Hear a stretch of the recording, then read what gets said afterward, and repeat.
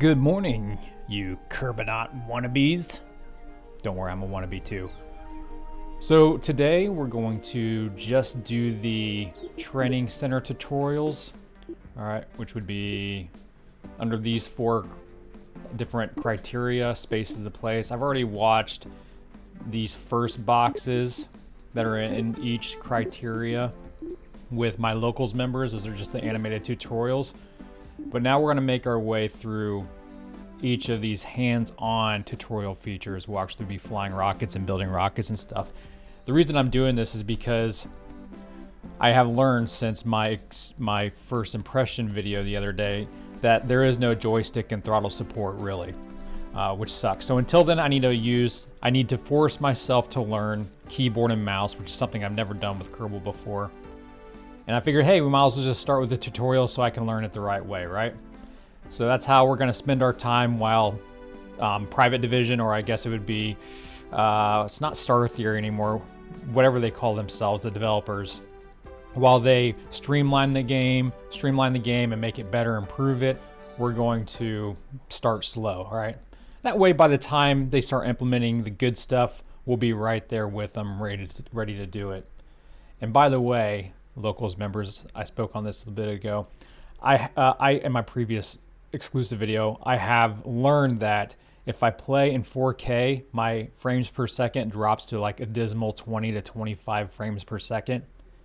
And if I play on 1080 with 4x anti-aliasing, then I can get about 30 to 35 frames per second. So it's not like great. And when I looked at the recommended specs and the minimum specs, that I can tell now why the developers and the publisher pushed off sharing those specs, is because this is the first game ever that my hardware and software doesn't meet the recommended requirements. So my computer runs on a 3900X CPU and a 2080 Ti GPU. And when I was speaking in my previous video for locals members, I said, well, we'll just, for now until the devs streamline it, we'll just play in 1080. But that didn't sit well with me, so I went ahead and I bought the hardware required to upgrade my PC. All right, this PC I built is from 2019. It's the first PC I ever built. This will be the first time I actually upgrade the CPU and GPU. The CPU I bought is a Ryzen, I think that's how it's pronounced, Ryzen 7 5800X3D. I heard it's really good for gaming. And the reason I got this is because I purchased the newest GPU graphics card you can get, which is the 4090. It's probably not the best of the best, but it's the newest as far as RTX is concerned, and that would just bottleneck my CPU. So I went ahead and bought this as well, and a new fan. So I'll be installing that as soon as this GPU arrives, which should be on the 1st of March.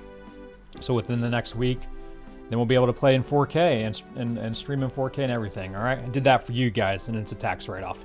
So let's get right into this. Let's go to launch a test, Roche. Perfect timing with the music there, must say. Did that on purpose. Not.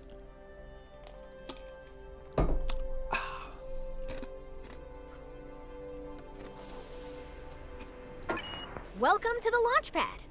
As you embark on your journey into rocketry, it's important to get all the crashing out of your system here in the simulator.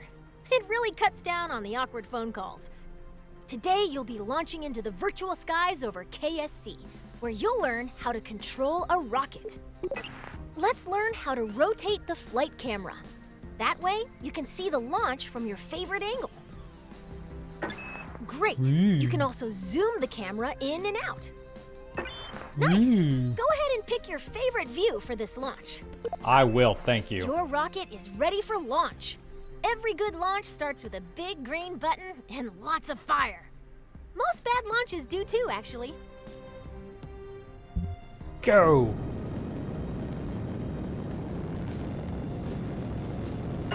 Looking good! Ascend to 1,000 meters, and then we'll learn some controls. Okay. It's our altimeter. Okay, you're a kilometer up. You can still crash, but you'll have more time to correct your course if you start pointing at the ground. Let's learn some rocket controls. kilometer is pronounced click for the record. When flying a rocket or a plane, we have specific terms for moving. Pitch tilts your rocket's nose up and down.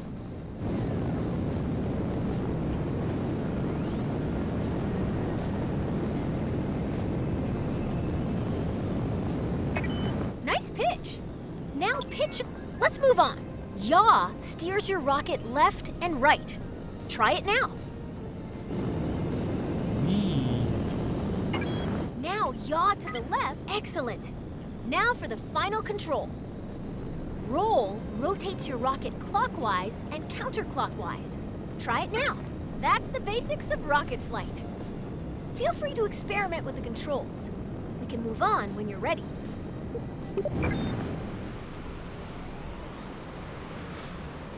So, I'm already learning how to use the keyboard. I knew this was a good idea. I'm so smart. What's up with the screen though? It's like getting all frosty or something. Is this supposed to do that? I never noticed that before.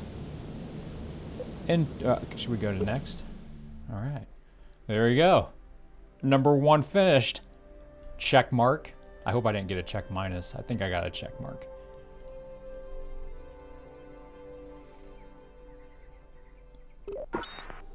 So you want to get to space. It's Yes. time to make a rocket. Well, it's not, the little box pixelation things aren't because of frost, because it's happening right now. That's weird.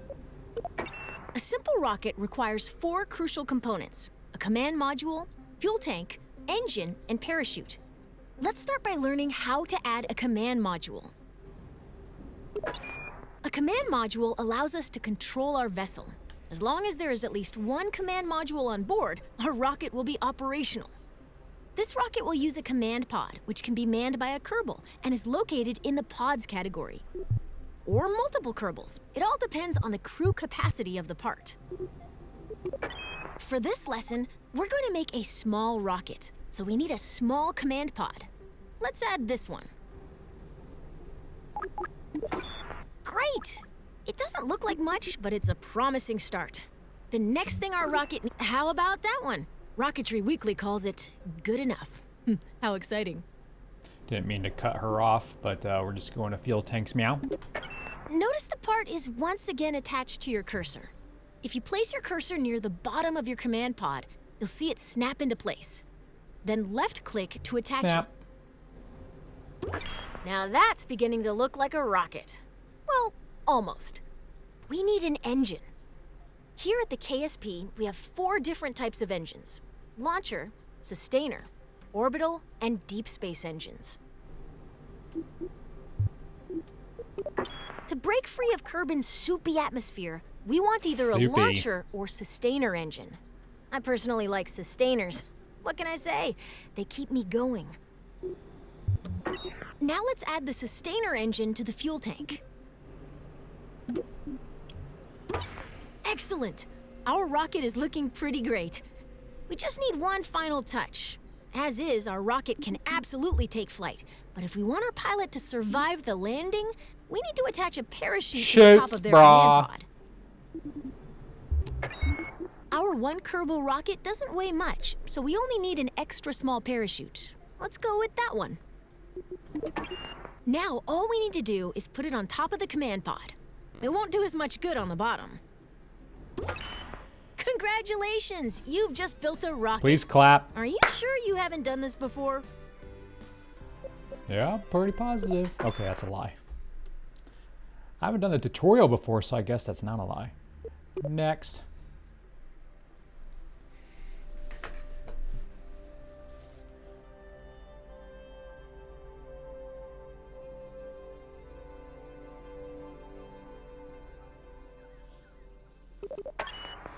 As you start to build rockets, you'll want to see your designs from other angles.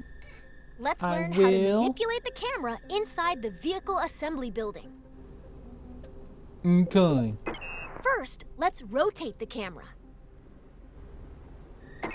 Nice! Now let's zoom the camera in and out. Great! Whoa. Now let's pan the camera up and down. You can also focus your camera at a specific part.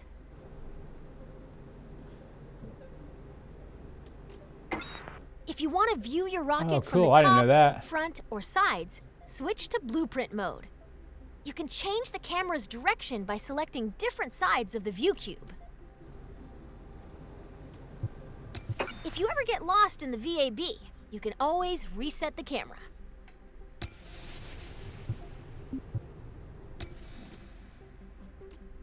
How do we move, like, I guess, since this blueprint mode, it's not 3D, so you can't move the camera around. You can only, you know, do it in 1D or 2D, I guess this would be 2D. Nice. Now you can get at those hard-to-reach parts of your rocket.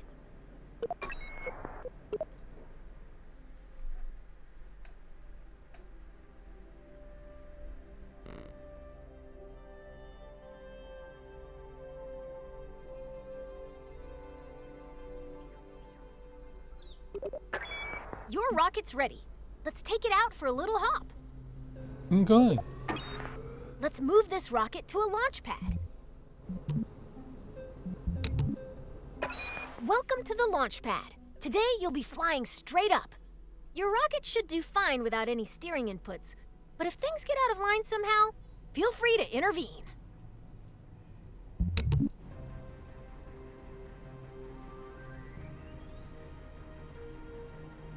I don't hear a countdown. Got sparks. Sparks.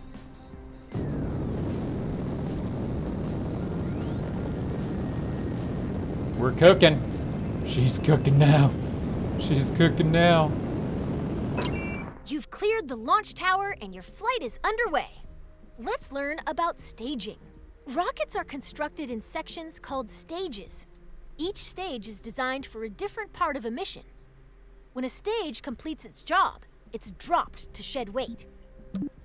On your right, you'll find the staging stack. It displays all of the functions contained in each stage. Every time you select the Go button, you'll activate a new stage, starting from the bottom of the stack. Each stage's fuel supply is shown on a bar next to the stage. Your active stage, Stage 1, still has a little fuel in it. When it goes dry, you'll drop that stage by selecting Go.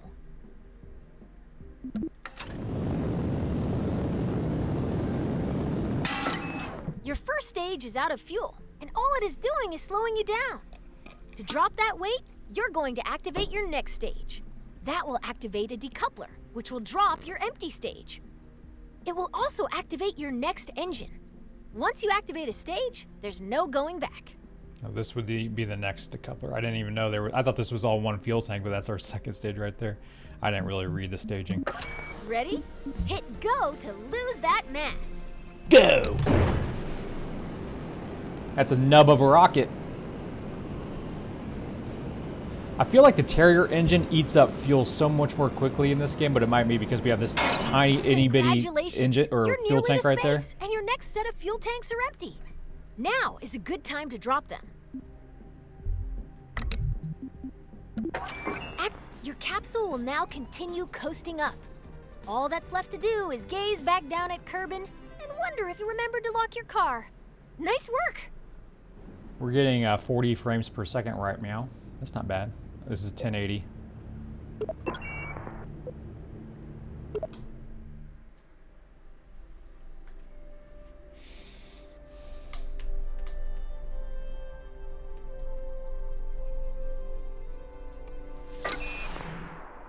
Your capsule has a lot of momentum. If you're curious how high up you are, take a look at your altimeter. You're so high that you can see the curve of the horizon. Rocketry involves a lot of waiting between the cool explosions. You can speed up time by selecting the time warp controls at the bottom of your screen. Check, you're about to start falling back down. Let's slow down and enjoy the view. The keyboard shortcuts Great work job. now. That's good. You're now a master of time. Try not to use this new power for evil. Oh, you know me, lady.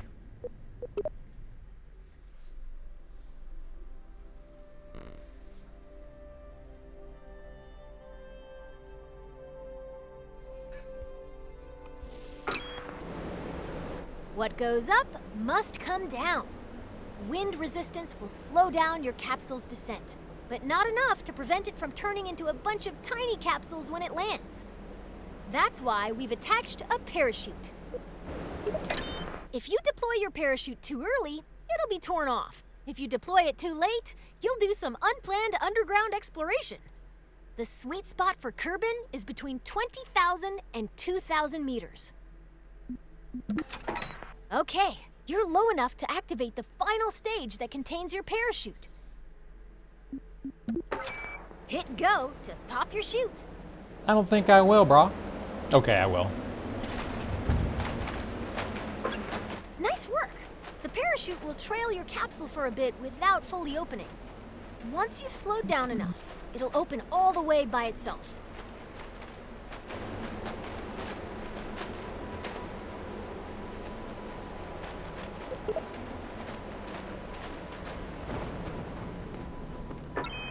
Your parachute is now fully deployed and slowing the capsule to a safe velocity. Congratulations! If this were real, you'd find celebratory snacks in the VAB kitchen. Okay.